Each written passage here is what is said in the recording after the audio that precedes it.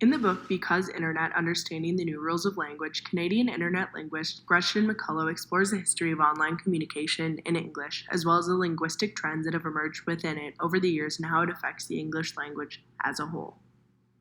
McCullough's first point is how the internet has contributed to the growth of informal writing. Formal writing, or as McCullough defines it as any kind of edited prose, used to be the vast majority of what anyone is reading online. But the internet has caused us to start using a different style of language that is more raw in conversation. Some examples of this transition towards informal writing are acronyms, which were originally intended to save space, like NASA or NATO, but now have been repurposed by the masses to less formal uses in texting and social media, like BTW, OMG, or LOL.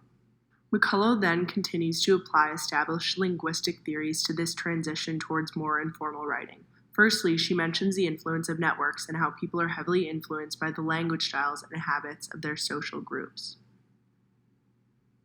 McCullough references the work of linguist Leslie Milroy, who concluded that having many weak social ties led to more linguistic change because it exposes the speaker to different ways of talking, while strong ties tended to cause less linguistic change because the speakers had more in common linguistically.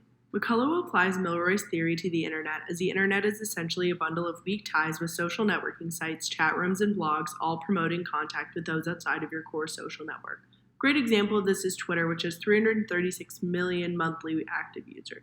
McCullough then continues to define the different categories of internet people based on when they came online. The first and most influential group are the old internet people. This exemplifies the founder's effect that says that the earliest members of a language group exert disproportionate influence on its later development.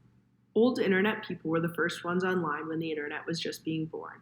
As a result, they have a high level of computer literacy because getting on the web used to require the knowledge of navigating a computer through the use of coding commands.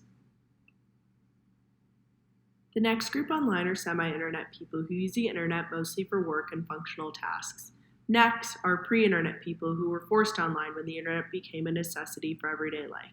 The final group are post-internet people who are too young to remember life without the internet. McCullough then transitions to discuss the unique typography style of internet language.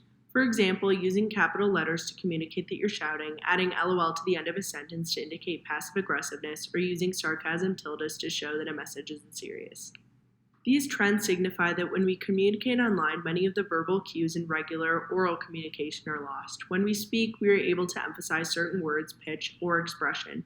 Online, these are lost, and we use these substitutes to fill the void. On a similar note, McCullough mentions the loss of body language online and emoji's role in filling the absence. She argues that emoji's success is in part due to their providing emblem gestures in writing which had been lacking before. People use emojis to reinforce meaning to the message and illustrate context.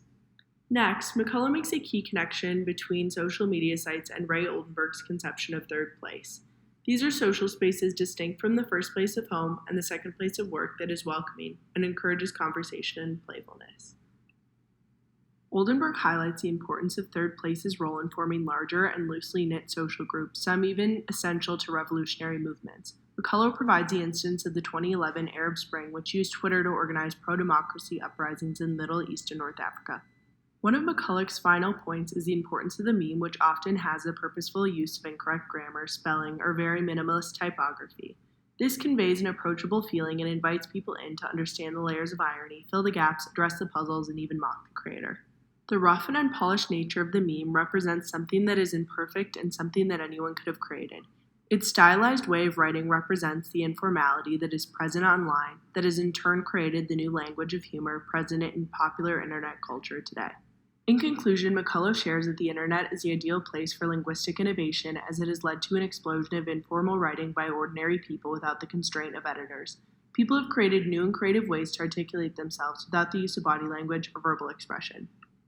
Overall, McCullough had a strong argument that was supported by engaging and current real-life examples. Her well-versed understanding of internet popular culture made her argument very relevant to the reader. However, her argument also fails to address that there could be other contributing factors as to why our writing style has become less formal.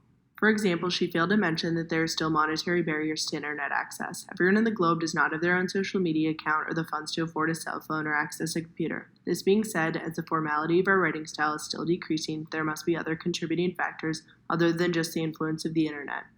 In conclusion, I really enjoyed McCullough's argument and perspective on the effects of the internet on our linguistic behaviors.